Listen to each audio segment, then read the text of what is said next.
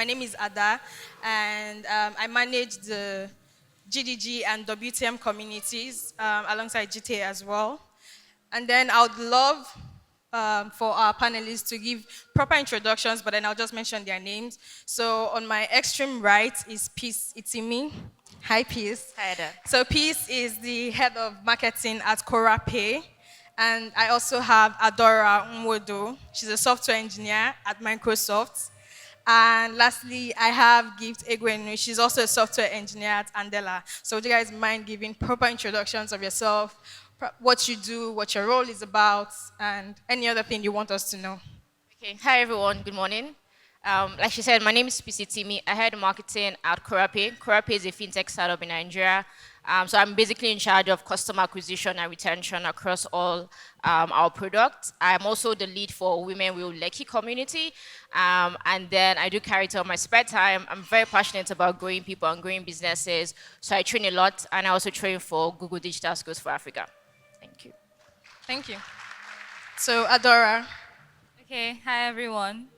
My name is Adora. I am a software engineer at Microsoft Mixed Reality. So, okay, I'm a software engineer at Microsoft Mixed Reality. So basically, what I do is find really amazing and interesting ways to combine the physical and digital world together. Apart from my day job, I have side gigs. I'm a GD Jaja co-organizer as well. I am a DJ, which everyone on my table already knows now. And, and I run a shoe business as well. Yep. Thank you. So Gift. All right. Hi, everyone. So my name is Gift Egwuenu. I'm a software engineer at Andela. So what I do is I build web applications at Andela. And I'm also a community organizer. I lead the View Vixens meetup in Lagos. And I also co-organize Concatenate Conference and Jamstack Lagos. What I do for fun is photography, and I also have like a YouTube channel. Okay, thank you. So, like I said, the topic is women owning our voices, and the aim of this entire breakfast event and this panel session is to get everyone here who's attending to learn the art of self-promotion, promoting yourself, your wins, every good thing about you, visibility, and then also back to women owning your own voices. So the very first question I'm going to ask is going to go to Peace, and it's, how do you recommend women to speak up and own their voices in their workplace? Okay, that's a very interesting question. How do I recommend women to speak up and own your voices? Literally to speak up. Right? There's no other way about it. I mean, it's very easy for us to be shy about our achievement. So I think the very first thing is to own it. There's one quote I like very much that says, "It's not bragging if it's fact." So as long as you know that what you are doing, you have the skills, you have the expertise, you have some experience, as long as you know it, then own it and keep talking about it. Because at the end of the day, if we don't promote ourselves, people might never know that you're that good. They might never recognize it. They might not ever give you the achievement. So we can't be waiting for somebody else to say, "Oh, you do good work." If you know you do good work and you have the skills, sometimes say, "Oh, I did this," or "I did achieve this week," or "I learned this week." You have to be able to just speak up. So own it and then speak up about it. Okay, Adora or Gabe, do you have anything to add to that? I guess, I mean, people will tell you that the biggest advocate for you is you. So you should learn to, as much as far as you know that you are doing things, and in these things that you are doing, you're constantly adding value to the people around you. You shouldn't be afraid to say something because of any reason. Like you should always, because at the end of the day, you have to start rooting for you first before anyone is going to try to root for you. Except you have like really close friends that see that you have a talent and they want to root for you. But in most cases, it has to start with you. So you just have to get that courage somehow to speak up and then just know that. Okay, so the next question was meant to be a random question, but since you're holding the mic, as a as a woman in tech, what's points or what are the points in your career that has been the most memorable? Most memorable points in my career, to be honest, was there's so many. I'm trying to find one. Okay, any random one. So at the office there was like an email that went around that they're trying to find a lady to own up to be like a leader for one of the initiatives that they're trying to do. And every girl on my team, like nobody responded to that email. And then because I was already doing something at the time, I didn't want to do it, right? But then because nobody responded, I'm like, at this point, nobody's probably going to respond. So let me just be that person and reply to this email. So I said, okay, hi, I've thought about this. I think I want to do it. And so I think 3 weeks after that, we all had to go for a conference in Orlando. I was at GHC this year. So at the GHC thing, we had like a dinner with everyone in my team, like global team, not just the team in Africa.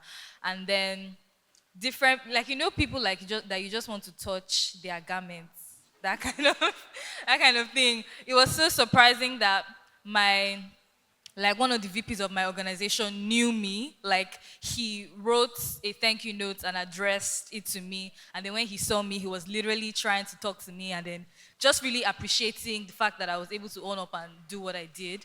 And a bunch of other people like trying to appreciate me, sending me gifts. And it was a lot for me at the time because I was really happy when I got back to my hotel room that night.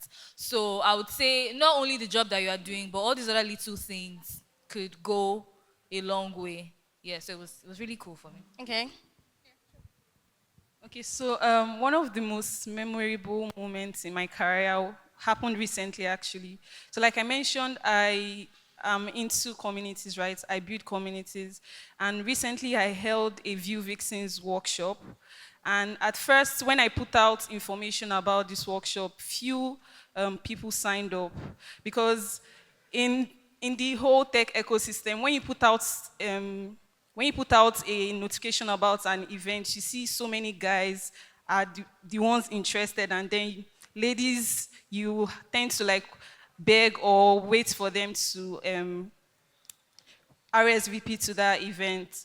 So when I found out, at first it was like 15 people, and my budget was about for 50 ladies to attend the workshop, and it was like 3 days to the event. Only for me to check like 3 days later, and I saw over 70 attendees, all women, registered to attend the workshop. I was really excited, but it's one thing to be excited and it's one thing to see the turn up, right? And when I started the workshop, one thing that I noticed, about 40 women showed up, right? But one thing I noticed when everybody was giving their introduction was they had no previous knowledge with Vue.js, because the workshop was for you to learn how to build a web app with Vue. But to my surprise, after the entire workshop, almost everybody in that room walked home with a web app that they built, and they were really appreciative. Like, I got messages later that, Gift, I'm so thankful for this workshop, and it was just so amazing. Okay, thank you. So, the next question is to you, actually. So, for those of you who don't know, Gift is also a YouTuber.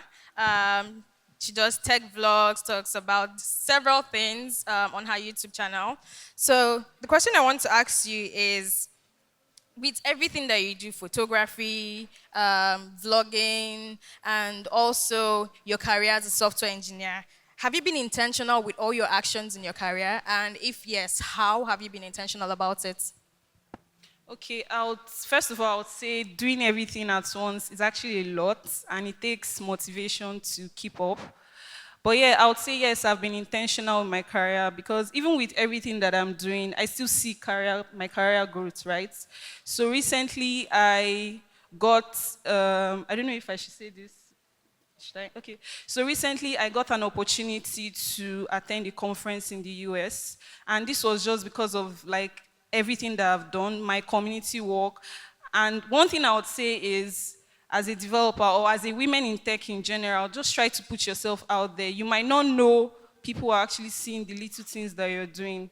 So career-wise, I feel like I'm growing, even with the extra things that I'm doing on the side. So yeah. Okay, thank you. So the next question is to Peace. All right, so according to reports, almost 40% of women established businesses in sub-Saharan Africa were discontinued due to unprofitability in 2016. Now, any idea how to solve this? a very interesting question. Um, can you repeat it again? Let me be sure. So the report says 40% of women established business in sub-Saharan Africa had to be discontinued due to unprofitability. That's at 2016. So any idea why and how to solve this? So any idea why? There could be different reasons. I mean, it's business. Lots of businesses fail. I mean, if we look at the stats, there are going to be a lot of men-owned businesses that also fail, right? So there could be different reasons. But I would say that it's very important for us women because it's very easy for women to wait till they are super successful before they start asking for a co-founder, before they start asking for grants, before they start asking for investors. And sometimes you need those things to actually scale up. You need those things to actually survive as a business. But usually we're very shy, we're very laid back. We want to have it all figured out, right? So it's one of the reasons could be that a lot of these women are just trying to do it on their own, not speaking out, not asking for help, not asking for a co-founder, not asking for grants, things that could actually give them the support and the wisdom that they need to actually scale up their business. So if there's one thing that we can do is, it's easy to have an idea, but it's not easy to start. When you do start, get as much support as you can because no man is an island. You can't do everything by yourself. And when you have support from people, whether it's just in resources, whether it's in money, whether it's in connections, these are things that can help you in growing your business. Yeah. Thank you. Does anyone want to add any other thing to that? Okay, great. Okay, based on my own personal view, I feel like we have a lot less female business or co-founders in Africa because if you look at the entire ecosystem, we have more CEOs that are guys or male in general. And to these women, they don't really have somebody that they can look up to that are already very successful. In fact, they have, but they are not as much as the guys. So something like that could be could be part of the reason why they feel like if their business is not growing, they would rather discontinue it and find something else that they feel they want to do. But something that I would say or I would suggest to solve that problem is to come together like we should have, the way we have Women Techmakers, we can also have network of female co-founders and founders that they can discuss their wins, their struggles, and you see that things would improve. All right, thank you very much. Okay, so I'll be asking one last question, and we'll be taking just 2 questions from the audience if anyone has any question. So the last question is to you, Adaora. Now, what ways do you think you and every other woman out here can be more visible in your career and in their career? Visibility is quite tricky. I mean, there are even some people that would rather not be visible. I don't know why, but there's some people like that. I think I used to work in advertising before, so pardon me if I say a lot of things that might not make sense. But I would say it goes back to brand building in a way, and one of the questions that you asked, being deliberate about most of the steps that you make, because it's very important. Good things happen by chance, yes, but there are some things that you have to plan. There's some things that you have to decide. There's some plans that you have to make for things to just go the way you want it to. At least you should have like a plan or something in your life in general that by XYZ time, I want to have accomplished this and done this and done that. Visibility in your career helps a lot. And how you would do that is by being intentional about building your brand. I mean, it could start with something really little, right? Putting up like a website of yourself, right? Then being intentional about, and also when it comes to you building your brand, you need to identify the kind of human being that you are, right? So you use that as how you want to deliver the message to whatever audience that you're choosing to connect with.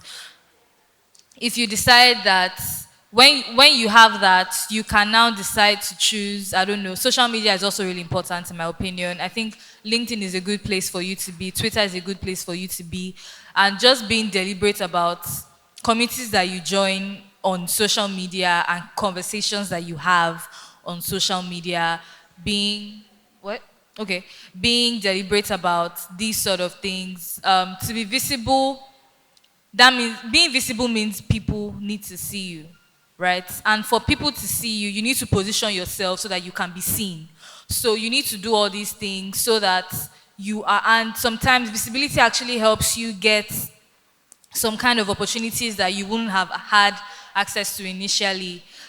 So I would advise you that it's just nice to be, put yourself in that place, like put yourself together so that you can be visible when that good opportunity comes, and also make sure that you also have the knowledge needed. So when that good opportunity comes and you are required to do things, you will be able to get it and not just be one of the people that were supposed to get it but didn't. Okay, so Peace, yeah. I think that's a very good advice. I would just say tell your story. And don't wait till you have success story. I think it's one of the things that people wait for.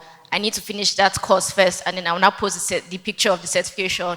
Or I need to, first of all, get a job and maybe get a promotion. Not necessarily, right? Telling your story means that you can also tell your progress story. So I just started the course today. It's going to take me 3 months, but hey, I'm learning a course. Some people might just follow your journey, get inspired by it. That's also visibility. So don't wait to necessarily have it all figured out, because sometimes branding can seem like it's a long shot. You feel like you have to do a lot of things to get put together before you start putting yourself out there. Everybody here at least has a social media account. You can start with that to gain visibility by just sharing your progress story and just letting people know who you are. We're not saying fake it till you make it, but we're saying be yourself and let people know that you are improving every day. If something good happens and you want to share it, feel free to share it. If you're learning something today, feel free to share it. Just make sure that on the platforms where you're already comfortable using, that you're telling your story every day. Okay. Okay, thank you.